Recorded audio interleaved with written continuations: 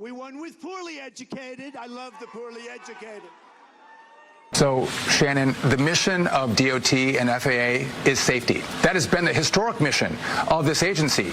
And over the last 4 years, when they're having a conversation in the last administration about changing names from cockpit to flight deck or notice to airmen to notice to air mission because it's too gender specific, they're focused on social justice and in the environment, racist roads, and EVs. They've lost sight of the mission of this department.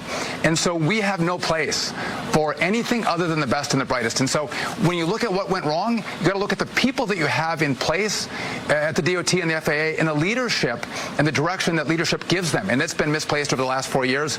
We're back on mission. We're focused on safety and having the best people delivering that safety. And I don't care your race, your religion, your sex, your sexual preference. That doesn't matter.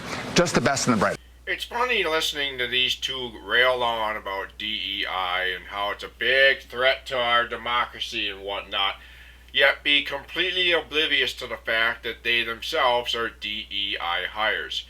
You've got Shannon Bream, who, like every single woman at Fox News, it's some white blonde chick with the exception of two, Jean Pirro and the other woman, I don't care to remember her name right now.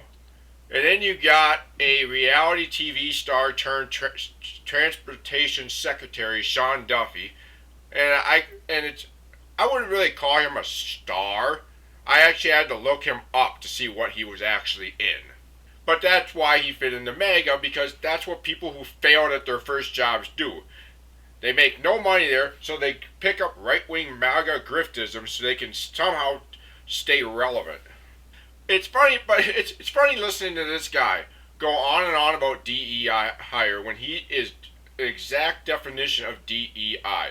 He has zero experience in the transportation section of our country. He has served no previous roles at city level, county level, state level, national level until Trump handed him this job, and the only reason he got it is because he's white and he's an ass kisser.